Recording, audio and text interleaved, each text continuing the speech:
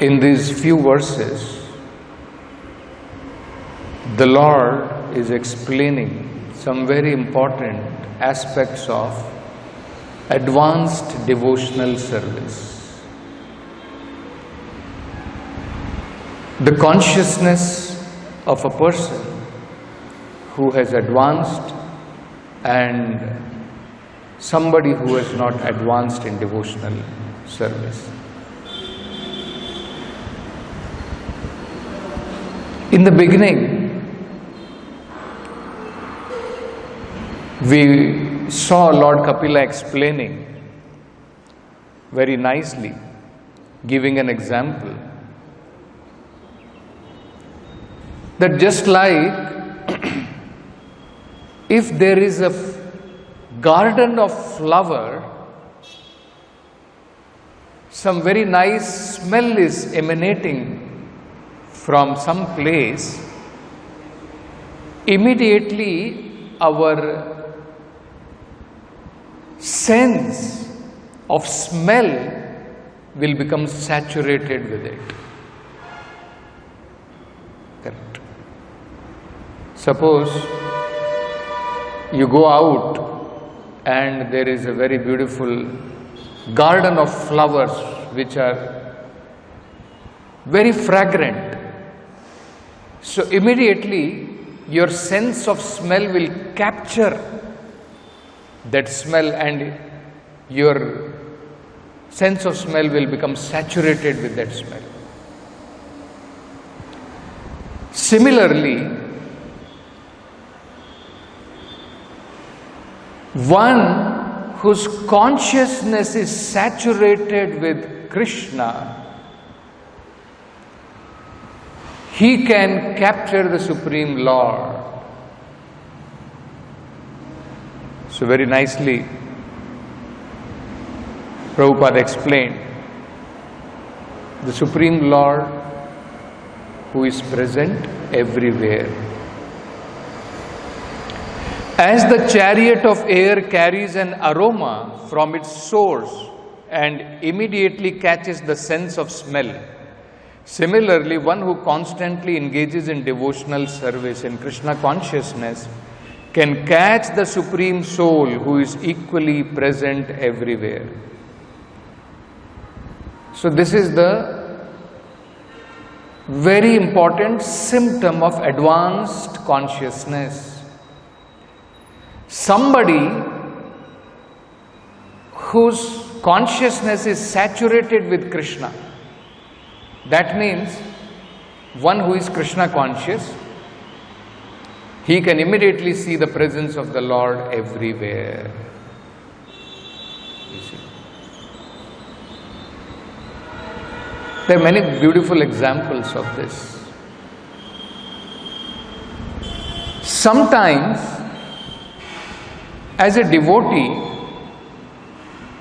we may see the presence of the Lord in our success. Sometimes we see that. When we succeed, let us say, somebody is doing some service, somebody is in preaching, say for example, and he gets very good results. So devotee may appreciate that, yes, it is all by the mercy of the Lord.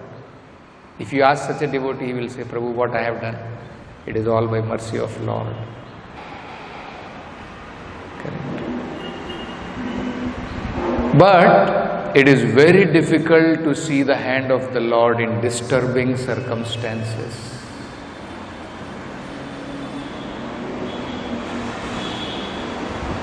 Are we able to see the hand of the Lord even in calamitous position, in very disturbing circumstances? Let us say, by whatever reason, our health goes down and bodily strength is not working properly.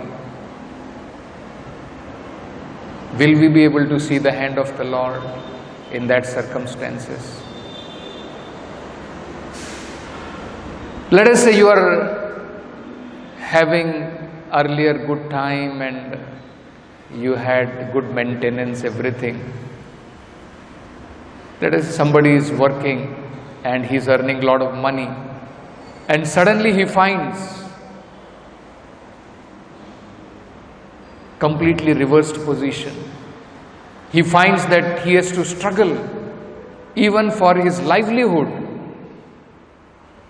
Will he be able to see the hand of the Lord in such situation?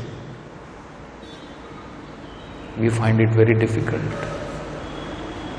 Even after practicing for so many years, let us say, if a devotee is not keeping well, sometimes we also wonder that I am in devotional service, why so much trouble the Lord is giving me?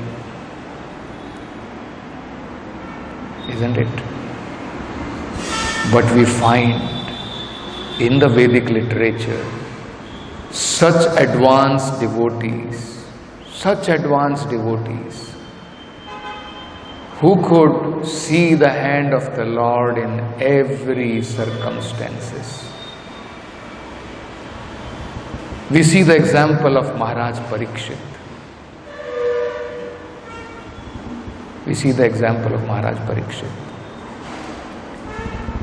Rather than thinking that actually what did I do wrong? I did correct only. As a king, it was my duty to punish somebody who is disrespectful to the king. So I didn't do anything wrong. Then why the Lord gave me this punishment? He could have thought like this. But he never thought like this. Rather, he thought that actually it is a great mercy of the Lord, seeing me, that actually I have become so attached to all these material opulences. The Lord very kindly has detached me from all these material things in the form of a curse from this Brahmana. So he was able to see that this curse, Brahmano, what is that? Shapa, even in the form of a curse, it is the Supreme Lord who has come in present in form of a curse, just to detach me from this materialistic way of life. We cannot see. Very difficult. Then we see in the example of Bali Maharaj, the Lord promised to the demigods, to the devatas,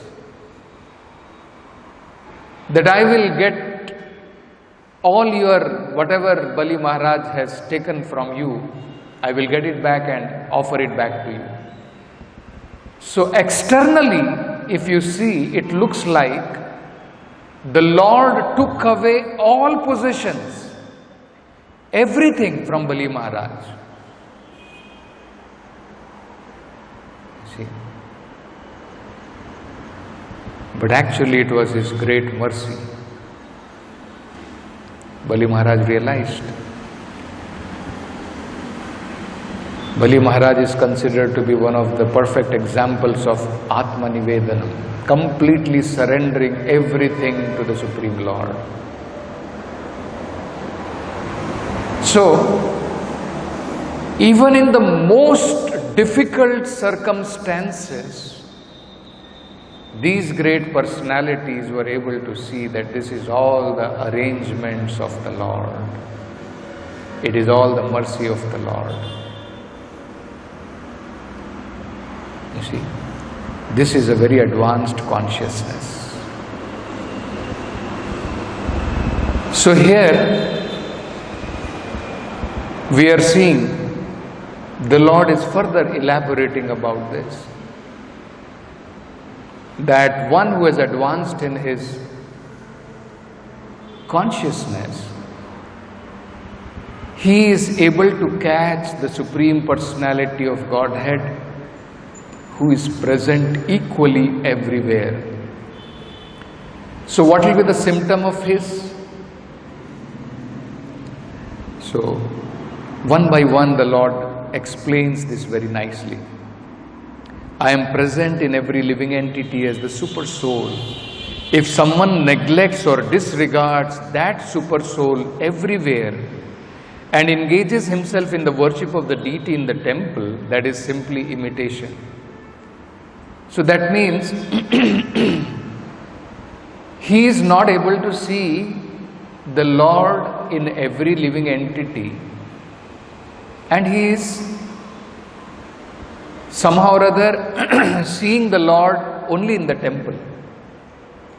That vision is not perfect vision. It is a very, very neophyte understanding. The Lord is present only in the temple. And if he is not able to see the presence of the Lord in every living entity as Paramatma, even his vision, how the Lord is present in the temple, is actually very immature.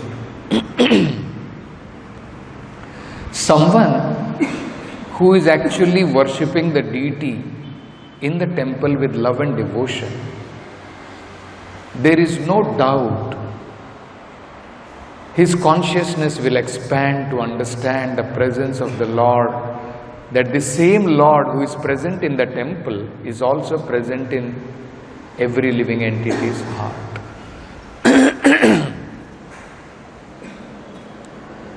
Otherwise,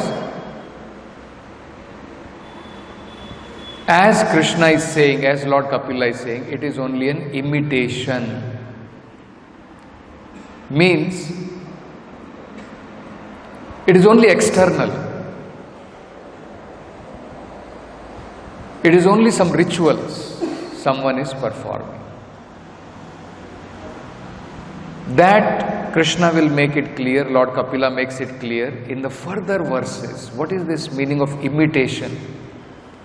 He is worshipping the deity, no doubt. But he has no love and devotion. He is lacking in that. He is only following some rituals. He is offering.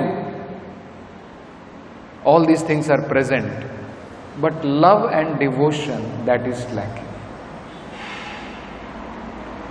And Prabhupada is saying that is the most important thing in today's verse. The whole stress Prabhupada is giving in the purport is about that. And that is what the Lord is also saying. That you cannot bribe the Lord.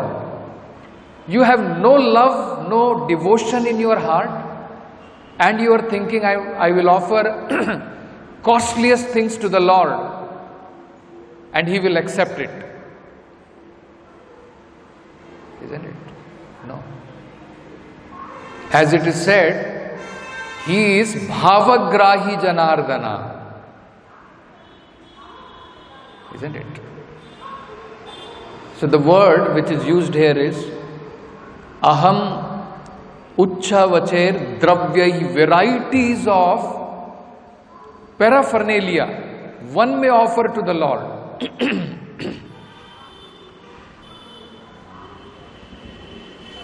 By different rituals. Kriya means by different rituals. He may practice different rituals and offer varieties of paraphernalia to the Lord. So Prabhupada is saying, in Nectar of Devotion, Rupa Goswami describes this, that there are 64 different considerations in worshipping the Lord. So some of those considerations may be expensive and some may be less expensive. But by itself, the things which we offer are secondary. Primary is with what feeling one offers. That is primary. We understand that sometimes it may be even possible that one does not have varieties of paraphernalia to offer it to the Lord. Does it mean one cannot worship the Supreme Lord? Rupa Goswami describes, still one can worship the Lord. Even in his mind one can offer. The Lord will accept even in his mind. So,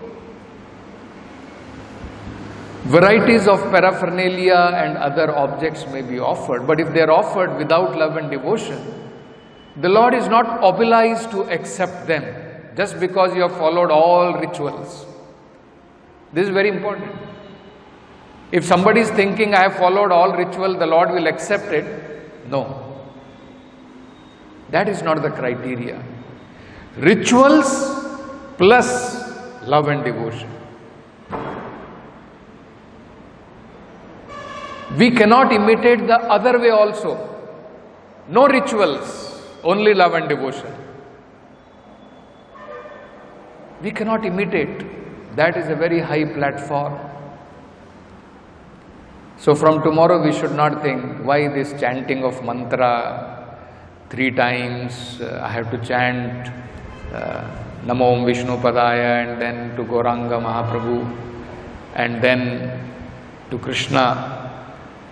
So, both are called Niyamagraha. Rupa Goswami has described. Essence is missing. Niyamagraha means either you follow the rituals without the spirit behind it, or you don't follow the rituals at all.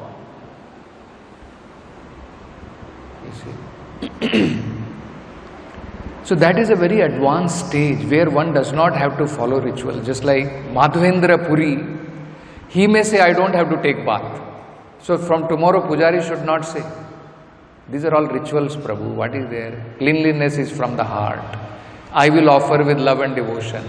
Why I need to take bath? Because if you don't take bath, your consciousness is so polluted, our consciousness is so polluted, it will be affected. It will be affected by material circumstances. So better to take bath. Otherwise you will not be in proper consciousness. It will support, it will help you. But Madhavendra Puri does not have to take bath. He need not have to take bath to offer something to the Lord. But in order for us to understand, they still will follow. Just like Chaitanya Mahaprabhu told Haridas Thakur, you don't have to chant prescribed number of rounds. Now we cannot do that. Prabhu, what is this 16 round? I am already above all these things. I am always chanting in my mind, I am always chanting the holy name of the Lord.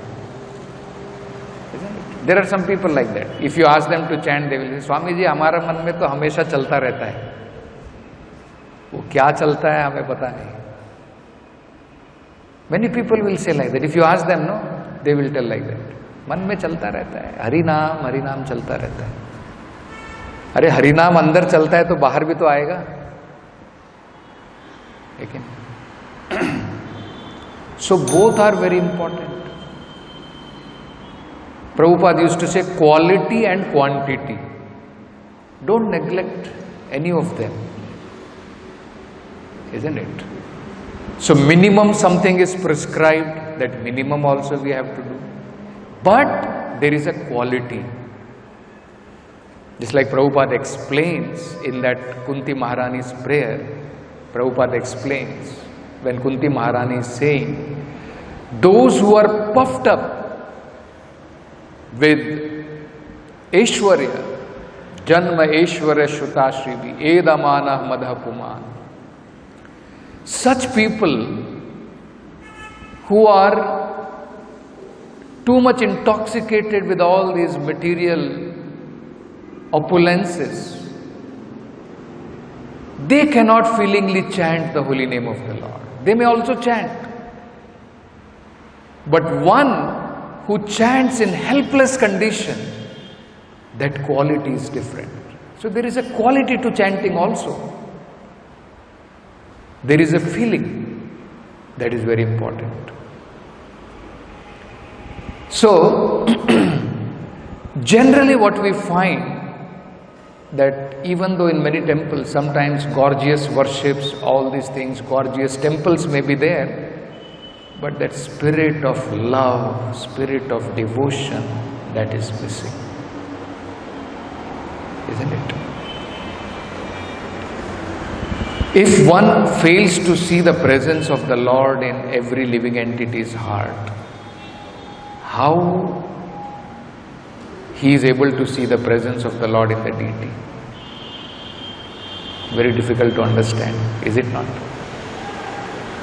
If he is not able to see the presence of the Lord in every living entity, with what understanding he is able to see the Lord in stone, in metal? Very difficult. It is the other way round. That actually a devotee progresses in his Krishna consciousness from matter to spirit. So, devotee understands that the deities in the temple is not matter. Nothing is matter, nothing is material. It is material as long as I use it for sense gratification. For Krishna, nothing is material, everything is spirit. For me, something is matter, something is spirit. So it is a great mercy of the Lord that the Lord comes in the form I can perceive. For him there is no difference. For me there is difference. If the Lord comes in his original form, we cannot perceive. He is called Adhokshaja. We cannot perceive. The Lord is present in every atom, every living entity. We cannot perceive. But this is something we can perceive very easily. So, this is a great mercy on the neophyte. But he cannot remain at this platform. He has to gradually develop his consciousness, advance further, and understand that the Lord is present not only in the temple, he is present in every living entity's heart as Paramatma. And the symptom the Lord is describing, Lord Kapila, one by one he is describing. So he is saying somebody is worshipping the deity in the temple and he is envious of others' body. Then his perception is not proper. He is still a neophyte. So Krishna is saying, he is saying, I am present in every living entity as the super soul. If someone neglects or disregards that super soul everywhere and engages himself in the worship of the deity in the temple, that is simply imitation. That means spirit is missing. Spirit is missing. And next he says, one who worships the deity of Godhead in the temple but does not know that the Supreme Lord as Paramatma is situated in every living entity's heart must be in ignorance and is compared to one who offers oblations into ashes. Oblations should be offered in the fire, not in the ash. If you offer oblations into the ash, it is waste. Similarly, somebody is gorgeously worshipping the deity in the temple, but he is disrespectful to every other living entity without understanding in two ways. One, the Lord is present as Paramatma, and one of the part and parcel of the Lord. The Lord is also present as a living entity, as his part and parcel. Prabhupada says that is also the presence of the Lord. In two ways one has to understand the presence of the Lord. So how he can be disrespectful? If I am seeing in this body, one is part and parcel of the Lord is present. Another is the Supreme Lord Himself as Paramatma is present. So how one can be disrespectful or envious of other living entity? That is what Krishna is saying. Then it is a waste. And next we saw the Lord saying, one who offers me respect but is envious of the bodies of others. So respect has to be offered to every living entity. We are not offering respect to the body. We are offering respect to the Paramatma inside that body. You see? So he has to understand. If one is offering respect in the temple, then one has to understand the presence of the Lord in other bodies also, and he should offer respect, due respect. But if he is envious of other bodies and is therefore a separatist, so his interest is different. Separatist means he does not have the vision of the Lord. He has a separate vision from the Lord. Krishna consciousness means that we adopt the vision of the Lord. We adopt the desire of the Lord. Anya abhilashita shunyam. Any other desire which is not favorable to Krishna, that should be given up. Otherwise we are called separatist. I have a separate interest from the Lord, separate vision than the Supreme Lord. His vision is different, my vision is different. He is called a separatist. Interest of the Supreme Lord is different, and interest of devotee is different. He is called a separatist. So, he never attains peace of mind because of his inimical behavior toward other living beings.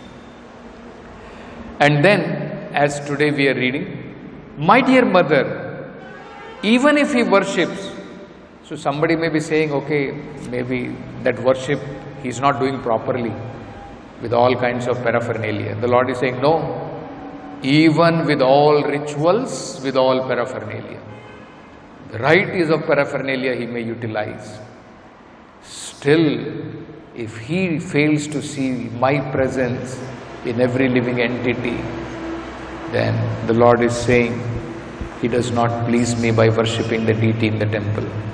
My dear mother, even if he worships with proper rituals and paraphernalia, person who is ignorant of my presence in all living entities never pleases me by the worship of my deities in the temple. So, very beautifully Prabhupada points that out very nicely. In Bhagavad Gita, Krishna says, if a devotee offers me small flower, leaf, some water, little fruit, I will accept it. The real purpose is to exhibit one's loving devotion to the Lord. The offering themselves are secondary. If one has not developed loving devotion to the Lord, simply offers many kinds of foodstuffs, fruits and flower without real devotion, offering will not be accepted by the Lord.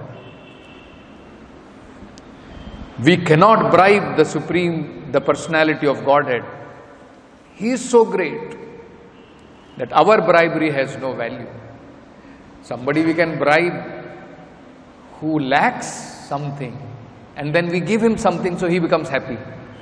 Isn't it? That is the meaning of bribe. What does he lack? What is our offering? What is that great offering we are going to give? Some costly offering to the Lord. Isn't it? Everything is produced by Him. Everything is insignificant for Him. Isn't it? But something we feel to be very significant, which I want to offer it to somebody whom I love, that I should offer it to the Supreme Lord. Not that, anyway Krishna is saying in Bhagavad Gita, Patram Pushpam Phalam Toyam. So if Krishna will be satisfied with Patram Pushpam, I will offer only one small putane to the Lord, some shakkar, kal shakkare, and for me I will cook nice food for my family, we will enjoy nicely. Not that kind of understanding. So that is also misunderstanding. Because Krishna is saying love and devotion is important. So with love and devotion I will offer only putane to the Lord. Isn't it? I will offer only some sugar to the Lord. And for my family I will offer the best of what I can offer. It's not like that, isn't it? So the idea is, actually the best should be offered to the Lord, but that best should be offered with love and devotion. You offer the best and best without love and devotion, useless. And even if you don't have, let us say you don't have that best, you offer whatever is possible, but with love and devotion, Krishna will accept that. That is the whole idea. So that should be very nicely understood. And Prabhupada is saying, so what is the meaning of temple worship? If somebody is worshipping in the temple, how is he going to show his love and devotion to the Lord? That yes, I care for every living entity, I respect every living entity. The best way is to distribute prasadam to ignorant mass of people. Because that is what the Lord says. To the ignorant one has to be compassionate, and the best compassion is to distribute the mercy of the Lord in the form of prasadam. So, temple worship essentially means distribution of prasadam. Then, that is actually the perfect way of worshipping the Lord, even in His deity form. So, in His deity form, if we are worshipping, and at the same time, if we are being compassionate by distributing the mercy of the Lord to all living entities, then actually that makes a better combination. So we'll stop with this. Granthra Srimad Bhagavatam ki jai. Jagat Guru Srila Prabhupada ki jai.